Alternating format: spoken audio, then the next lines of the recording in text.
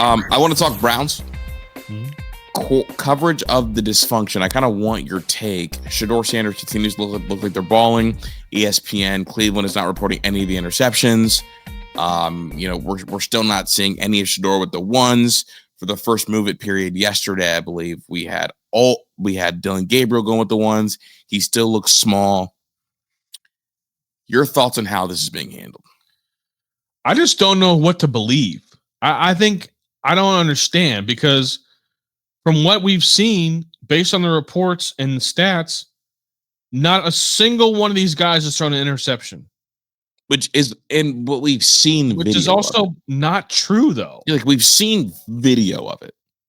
So, like, what's happening here? Why are we creating narratives that aren't true? Just like your job as a reporter is just to report what you see. Like, you're not supposed to give your opinion. That's what we do. When you are a reporter, like, I don't understand why Tony Grossi is still allowed to speak in front of a microphone when he's clearly just spewing his opinion and creating narratives that support his opinion because he doesn't like Shedeur.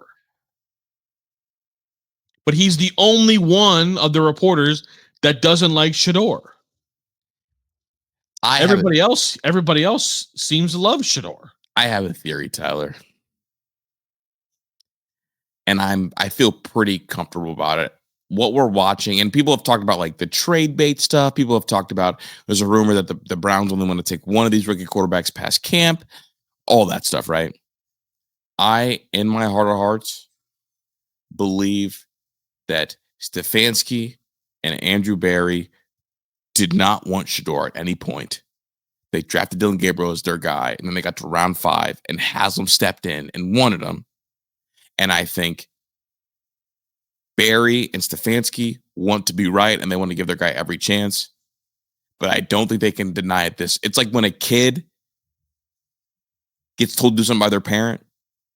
Like, hey, like if you do it this way, it'll work. And the kid's like, no, I know about this. And the parent's like, all right, you'll see. Jimmy Haslam absolutely stepped in and made that pick for Shedeur. And the coach and the GM don't want to play him because they know that this might be their final go round.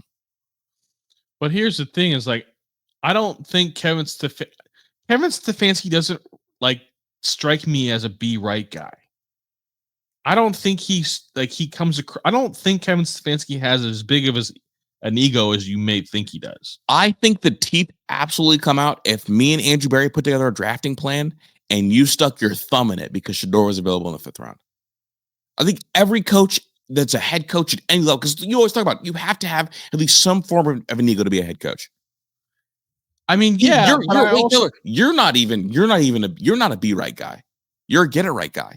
You would be pissed off if someone that doesn't know football came to you when you had a draft plan and said, nope, draft him instead. Because now it's thrown off my whole camp plan. And now that I'm trying to go through look, it's like, owner of the team, like I have a camp plan. It doesn't involve 2 quarterbacks. It's like, no, it'll work itself out because they are maneuvering this camp, Tyler, like they signed Shedeur as a free agent, undrafted free agent, rather than operating like they drafted him.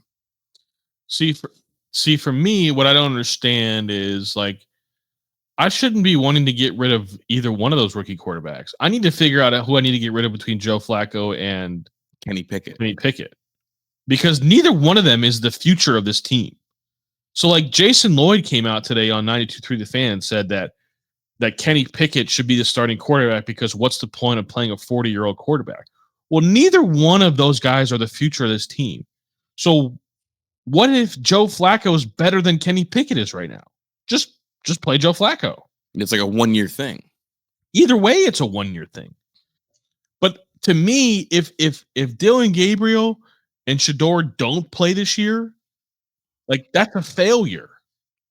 Because like this schedule they have is going to be brutal.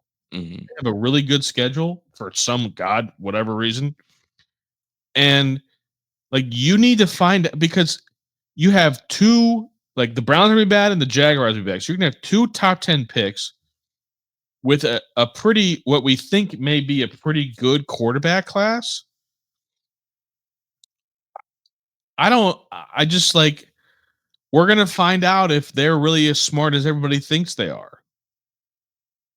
Because they need like there's no reason to not play both Gabriel and Shedeur. Mhm. Play them both because they're gonna be like Bro, I'm just telling you, I just don't get it. Stefanski is operating these practices like Shedeur is in no part of their plans at any point. At any point. I mean, maybe, but like Dog, no. we've also like do you think that he's playing better because he's playing with like worse players and he's just better It than is everybody? literally the head coach's job to find out when guys excel there. Because here's what's happening, dude. And I'm surprised that you don't see it. You are going to now go this whole time telling us that there's not a single rep to spare Shedeur when you've opened up things with Dylan Gabriel. Camp's going to close. Now, if you take both of these quarterbacks into the season, obviously Flacco or Pickett's going to start. And then you're going to have the quarterbacks that have gotten first team reps be Flacco and Dylan Gabriel. And then down the road, when it comes to week 6, and we both know that third string quarterbacks in the NFL get 0 reps. Then they're going to drop off Shedeur out there, who we absolutely know is more talented, but the entire season has not seen any reps with the ones because they couldn't squeeze him. And then he goes out there, gets set up for failure. Andrew Berry and Stefanski get to go to Jimmy Haslam and say, look, you made us draft him. He can't play. I think you're making a good point, but it doesn't help them to do that, to argue with Jimmy Haslam, because if it doesn't work this year, Andrew Berry's getting fucking fired no matter what. I'm saying, and to maximize their chance for it. But what I'm saying is like to blame for Andrew Berry to go to Jimmy Haslam, see you shouldn't have done this. Jimmy Haslam gonna be like, I don't give a shit. You're fired anyways. Dude, well, there we go. Andrew Berry's in the lose-lose because guess what? If Shedeur goes out there and plays really well, what's Jimmy Haslam thinking? Why the fuck do I pay you? Maybe. I'm saying like the only possible win. And you know what I'm saying is like, why do we pay him either? I'm saying the only possible win for Andrew Berry is if Dylan Gabriel is a dude. Because guess what? If Shedeur's a dude and I had to step in and force you to draft him, holy shit, I'm smarter than you. I mean, we're very much speculating that's what happened. But brother, I'm saying the only way, and also it makes sense because what has Tony Grossi always been anti? He's always been anti-Haslam. And I think that Shedeur is viewed as a representation of Haslam because this is like Shedeur to Haslam is like if Manziel would have been a second-round draft pick, who would have drafted him? Jerry Jones.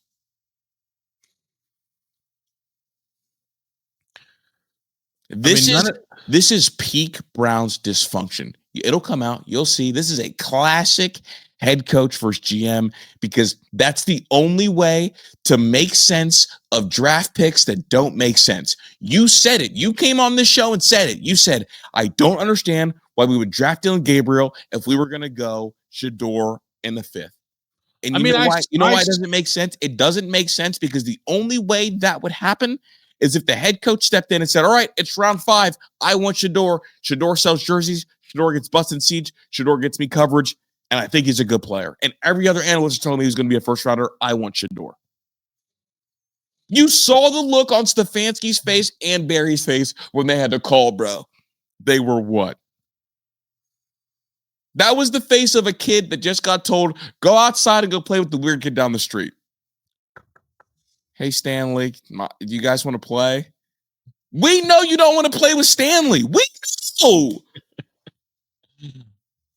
I don't know. I mean, I'm not saying I don't think you're wrong. I don't think you're wrong about like Haslam making that pick because I was hinting at that before a few weeks ago. You know it deep down in your heart. You know this is what's going on. But I don't think it helps. And the reason why I think you're wrong about the way Stefanski and Barry are playing this with Shedeur is because I think they're fucked if they lose. They have to win.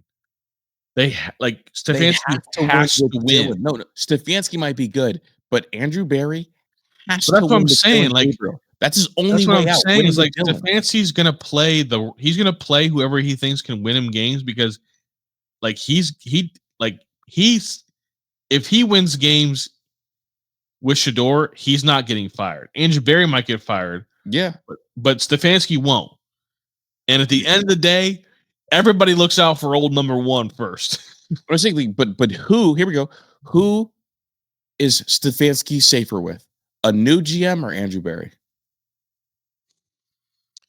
I think that's a problem for another day. He is safer with Andrew Berry. You've I seen it know a the answer to million that. I times. know he's safer with Andrew Berry. Oh, look, I'm But at the just same telling you. I'm just telling you. Okay, so if my theory is too far left, but I don't even think it's that tinfoily hat because we know that Haslam likes to have his thumb on the mud. Why in the world is Dylan Gabriel getting first team reps? Even though I'm not saying all that your indications theory is tinfoil.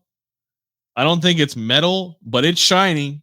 it's shiny shit. I don't know if you can consider it metal like tinfoil, but it's definitely shiny. Okay, but here we go.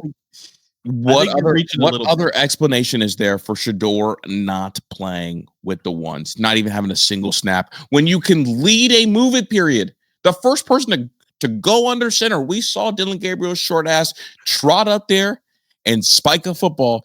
You're telling me he can get the first crack with the ones? I mean, maybe Stefanski is trying to see if Shedeur will just keep his head down and work. That's my only other my tinfoil is like they're still trying to see if Shedeur is like the selfish kid that he's been made out to be by the media for his. So give him the candy bar and then take it away and see if he wants the rest of it. Listen, I want Shedeur. If you to make me pick who's a better quarterback in the NFL, Shedeur or Dylan Gabriel, I'm picking Shedeur. He's bigger, got a better arm. It's not even really that close. I just want you to remember to this day, because I firmly believe I had this absolutely nailed, and I think this is my best take of all time.